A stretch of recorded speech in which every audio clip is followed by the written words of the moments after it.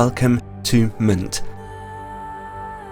My name's Christopher Frost and I've been taking pictures of this stunning plot of land for many years now, as I live only 10 minutes away from it and I used to minister at the famous Church of the Cross here.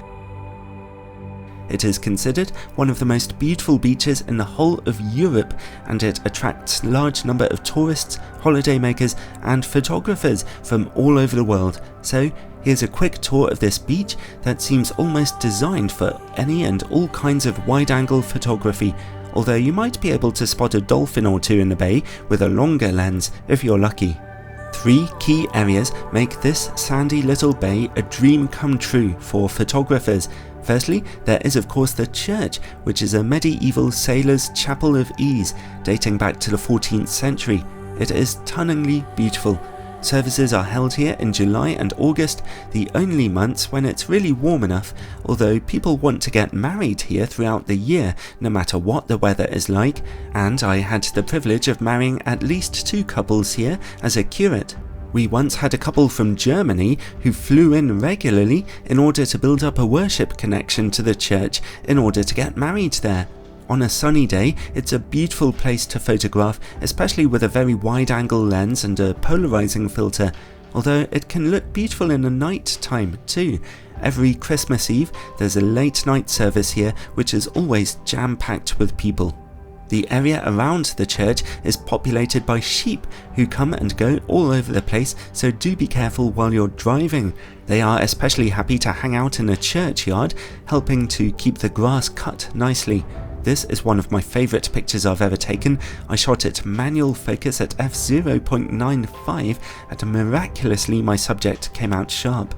The second beautiful area here is of course the beach, which is really popular with visitors all year round, except the winter when it gets a little dark and cold. As I mentioned, in the summer months, dolphins can occasionally be spotted playing in the bay. The sea is absolutely gorgeous on a sunny day, but you must be very careful about climbing the rocks surrounding it, as people have died that way.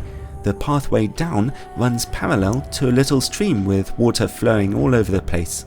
And it has a little history. This beach was invaded by the Flemish in 1155, but the attack was repulsed by the locals, which is regularly remembered as Mwnt on the first Sunday of January, or Red Sunday in Mwnt.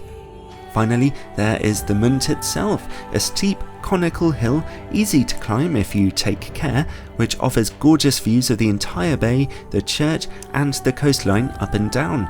There are plenty of interesting flowers and foliage growing there, and photographic opportunities can be snuffled all over the place.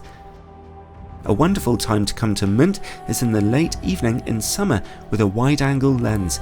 The sun sets beautifully over the sea. Generally though, I avoid coming here during the evening in other times of the year, as the shadows cover quite a lot and I prefer the way the light hits the church in the morning and afternoon. By the way, if you wish to fly a drone around Mwnt, then you will need official permission from the local airfield in Aberporth, otherwise it is unlawful to do so. If you're anywhere nearby in Wales and you're into photography, you would be a fool not to visit Mwnt. You could easily spend a whole afternoon here, relaxing and taking it all in. See you next time soon for another landscape photography tour.